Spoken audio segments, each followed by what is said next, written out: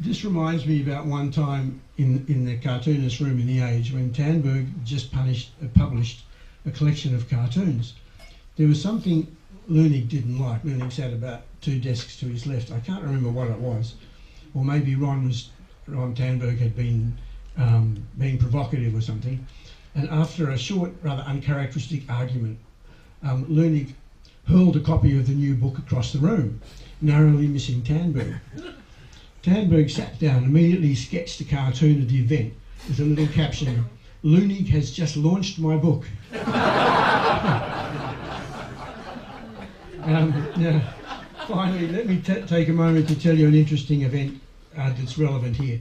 In 1980, I took a gap year from the Age and from Melbourne, and with my wife, Mary, and 3 small kids, went to live in Italy. When I came back 13 months later, the Australian media was abuzz with the case of a Seventh-day Adventist who had brutally murdered her tiny baby at Ayers Rock and outrageously claimed a dingo did it. I noticed that my colleague Spooner had a bee in his bonnet, that Lindy Chamberlain was innocent. What the hell was he thinking? Didn't he know about flying, that he was flying in the face of collective thought? But over time, a small group of unconnected people from different walks of life started to turn public opinion around. Spooner was one of those people. And after looking at the facts, I couldn't help agreeing with him. So the story ends with Lindy Chamberlain in jail, having already served 3 years, and an English tourist falls off Ayers Rock. Most of you would probably have seen the story on television and film. After 8 days of searching, police find his body at the base of the rock near some dingo lairs.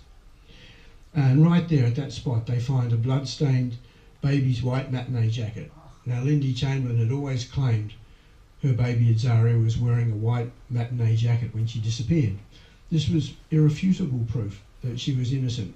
The Northern Territory Chief Minister ordered her immediate release.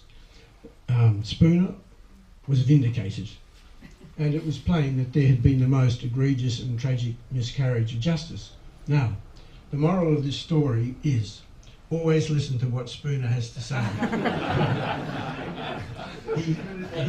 he might be right. So I hereby declare this book officially launched.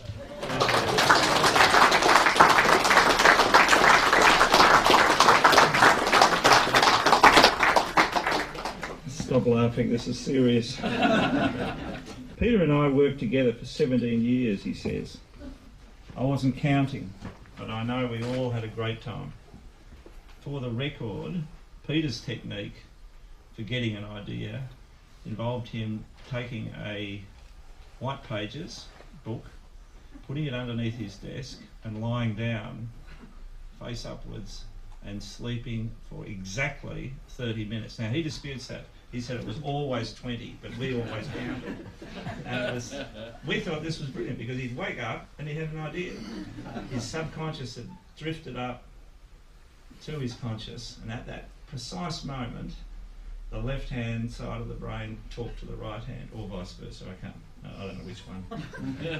Old fogies can sometimes exaggerate the pleasures of the good old days. But a lot of great things happened in the visual side of journalism over that period. Apart from the brilliant explosion of press photography, the Age expanded everyone's idea of visual creativity in journalism. The cartoonist's smoke-filled, noisy realm. I mean, we all smoked heavily, and we all believed that if we didn't have a cigarette, we would not get an idea. And we proved it time and time again. Anyway, the room was full of experimentation. Leunig did these big half-page illustrations in a thing you've probably all forgotten about called the Saturday Extra, but it was half a broadsheet page of full colour, and they were beautiful things. Peter came back from Italy and just filled the room with tales of how we're all linked to the classic traditions of draftsmanship and what have you. Although he did want me to sit up straighter and hold my hand a bit more extended, and I think he also wanted me to pull my tongue in when I drew. I was just talking to someone before about that habit when they saw me signing my name on the book and I have a tongue out, and he said, "Oh, you're still doing that, are you?" And I said, "Well, I tend to do it less since when I was about 25, I took a job as cleaning toilets at RMIT, and you cannot have a habit of sticking your tongue out while you're concentrating on cleaning a toilet. So I do it less and less." Tanberg was leading the practice of almost belligerent defence of his ideas against the hesitation of editors who faced the unenviable task of defending the paper in the morning. I mean, you could be at your desk and hear this huge outcry, and it'd be Ron storming out of Creighton Burns' room, swearing, and and they were having a fight about what cartoon was going to be in the paper, and that I was stunned. The young solicitor doesn't argue with the senior partner like that, and it was. But Ron taught us that the only way you're going to get your idea in the paper, if you really believed in it, was to defend it and argue it. He did.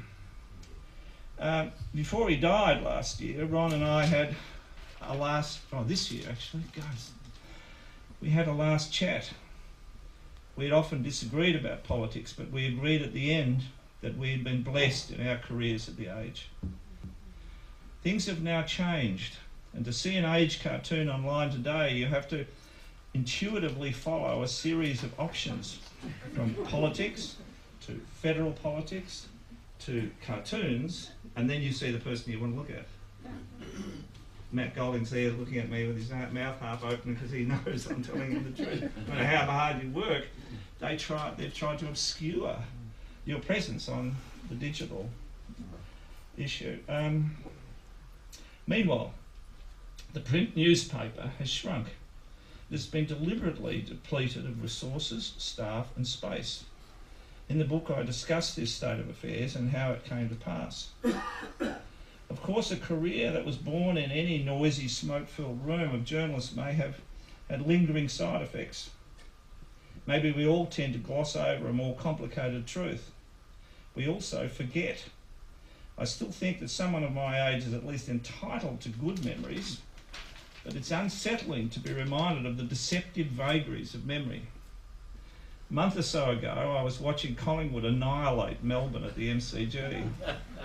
Flushed with triumph, I glanced over my shoulder to see none other than Billy Picken, the legendary Collingwood centre-half back, sitting right behind me.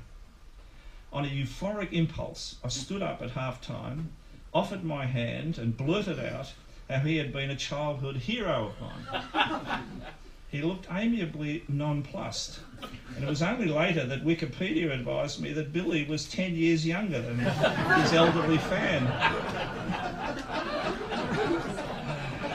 So, for many reasons, this book is not a memoir, although there are elements of memoir sprinkled throughout.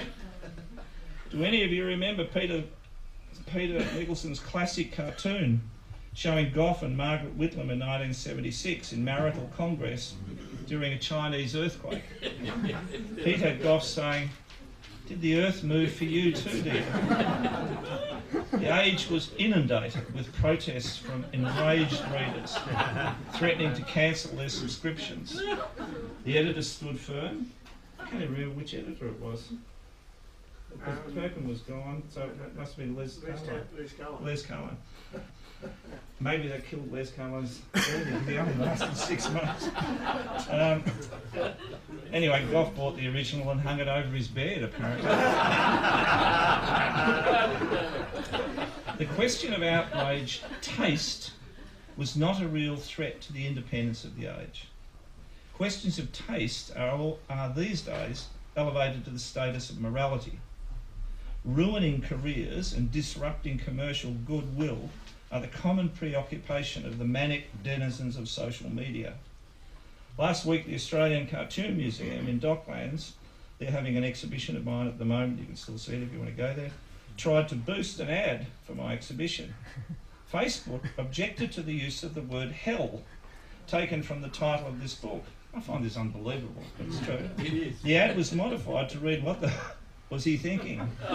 Sort of an asthmatic's how-to book or something. Another example of how harebrained the media scene has become. In the book, I explain my admiration for the antidote to this craziness. I recommend the idea of the age, the tradition of journalism that stands apart and above any era of the past or present. That idea is pluralism. Pluralism is fair. Left and right, progressive and conservative, agnostic and religious, all gathered together in a paper that encouraged a diversity of opinion. They inhabited the one space, and the Age owned the whole debate. Age readers respected that. The editor defended the paper without endorsing every variety of opinion therein. The Age was not neutral on the great issues of the day, but encouraged the challenge of honest and fair argument.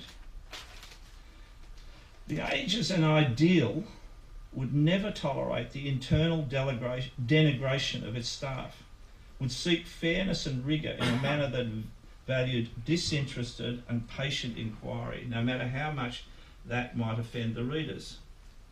To win a debate, the pluralist will never countenance the lazy malice of terms like denier or protectionist or racist. You must argue your case. Any attempt to intimidate your opponent will merely result in rejection and contempt, not the truth.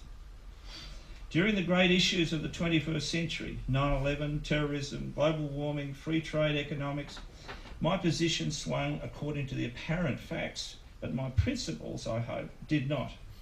The shifting sands of political allegiances are not a stable platform for honest investigation. The more I read about climate, for instance, the more I realise that most people haven't done much research. I was so far out on a limb that an editor actually took pity on me at one stage. I'd been accused of negligent inaccuracy by a Melbourne-based Nobel Prize winner, and after listening to my woes, Andrew Holden asked me to raise my objections in a letter to the editor. I kind of sat up. I said, "Do you realise that this has never been done before?" And he said, "I don't know, it doesn't matter."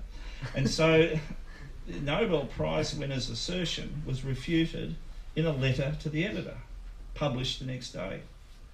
I was very grateful, but I did wish that the pause in global warming, as endorsed by the chairman of the IPCC, had actually been reported in the paper and not in a cartoon. This book is not a lament. Paul Ramage, a subsequent an earlier editor, gave me Spooner's View, my spot on in the Saturday pages, and I treasured that spot of almost total freedom. The book is a sincere account of how I lost and found my way through this tumultuous century. My only regret is that I missed the Trump era, although I offer my thoughts on that subject along with many others in the book, like portraiture, etching, the creative process of cartoonists, Kevin Rudd, Julia Gillard, and free speech. You might even call it the equivalent of Cole's funny picture book for our age. I hope you enjoy it. Thank you.